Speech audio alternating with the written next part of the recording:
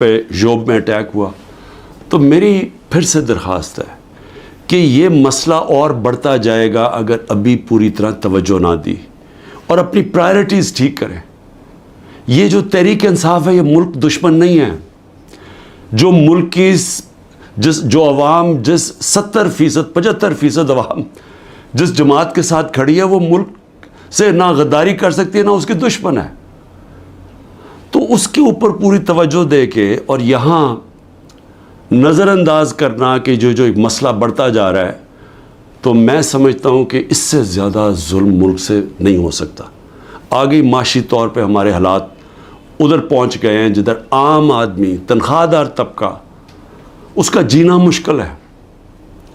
بجلی کا بل، جو آج بجلی کا بل دے رہا ہے وہ سوال تو یہ پوچھے گا نا کہ سال پہلے جب یہ تحریک انصاف کی حکومت تھی تو 16 روپے یونٹ تھا، تو آج 50 روپے یونٹ کیسے پہنچ گیا؟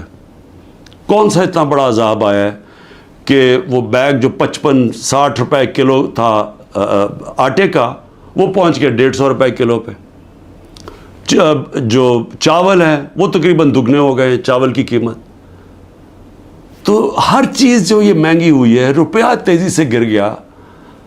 تو پوچھیں گے تو صحیح کہ لوگ کہ ایک تو حکومت بدل کے یہ عذاب آ گیا، اور اس کے بعد جو دہشت گردی ختم ہو گئی تھی، بالکل نیچے چلی گئی تھی، وہ پھر سے بڑھنی شروع ہو گئی ہے. اور اس کے علاوہ کسی کو یہی نہیں پتا کہ اب ملک جا کدھر رہا ہے. نہ کوئی قانون ہے، نہ ملک کی کوئی آئین کی کسی کو پرواہ ہے. عدالتوں کے اوپر علیحدہ پریشر ڈالا ہوا ہے. صرف اور صرف ایک چیز سامنے ہے، کس طرح ملک کی سب سے بڑی جماعت کو ختم کیا جائے. اور کون ختم کرنا چاہتے ہیں؟ 30 سال سے یہ حکومت کر رہے ہیں ملک کے اوپر. 30 سال سے ملک پہ حکومت کر رہے ہیں. ایک دوسرے کو جو کہتے تھے کرپٹ ہیں، چور ہیں، منی لانڈرز ہیں، دونوں کو کہتے تھے ایک دوسرے کو. ایک دوسرے کے خلاف کیسز بنائے، کیسز ثابت بھی ہوئے، ملک سے باہر بھی بھاگ جاتے تھے. اور وہ آج اکٹھے مل کے کوششیں کر رہے ہیں کہ اسٹیبلشمنٹ کے کندھے پہ چڑھ کے کیسے ملک کی سب سے بڑی جماعت کو ختم کریں. اور اس کے اندر ہمارا ملک تیزی سے نیچے جا رہا ہے، مایوسی بڑھتی جا رہی ہے.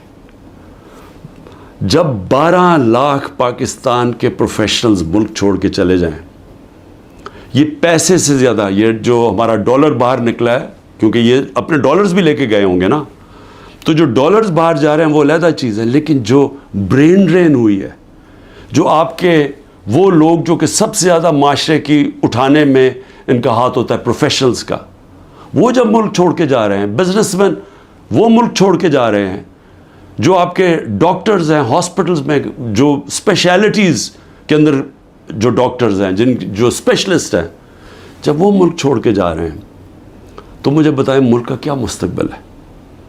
اور وہ اسی لیے ہے کہ کسی کو سمجھ ہی نہیں آ رہی ملک جا کدھر رہا ہے، کہ ایک پارٹی کو ختم کرتے کرتے سارے ملک کے ادارے تباہ کر دیے. کسی ادارے کے اوپر لوگوں کو اس وقت اعتماد نہیں ہے. FIA کو تو لگایا ہوا ہے کہ جی کسی نہ کسی طرح پکڑو عمران خان کو اور یہ PTI کی لیڈرشپ کو، کسی طرح سائفر پہ پکڑ لو. یہ نہیں پتا کہ سائفر جتنی سائفر پہ بات ہوتی ہے تو ساری انگلیاں ان کے اوپر آتی ہیں. یہ جو آج اقتدار میں بیٹھے ہوئے ہیں، یہ ساری انگلی ان کے اوپر اٹھتی ہے. اور اب تو نون لیگ کے ڈیفنس منسٹر نے بھی کہہ دیا ہے کہ جنرل باجوہ نے تو ہمیں پہلے سے بتا دیا تھا کہ میں یہ گورنمنٹ گرانے لگا ہوں. اس نے تو یہ کہا ہے کہ اگر کرونا نہ آتا تو یہ تو 1 سال کے اندر گورنمنٹ گر گئی تھی ہماری. اور پنجاب تو وہ پہلے گرانا چاہتے تھے، اس کے بعد کہتے تھے تم سینٹر بھی لے لو. یہ نہیں کہ اس نے ڈیفنس منسٹر نے یہ جو بات کی ہے، ہمیں تو یہ پتہ ہی تھا کہ یہ ہو کیا رہا ہے، سازش ہوئی ہے. میں تو کہتا جا رہا تھا، اور سازش ڈیلے ہو گئی. 2 سال اگر کرونا کے نہ آتے تو وہ بھی کہتا ہے کہ گورنمنٹ پہلے چلی جانی تھی. تو ہمیں تو یہ پتہ تھا کہ سازش ہوئی ہے. لیکن یہ بھی ایک اور سوال اب اٹھتا ہے کہ کیسے کوئی آدمی جو گریڈ 22 کا ایک آفیسر ہے،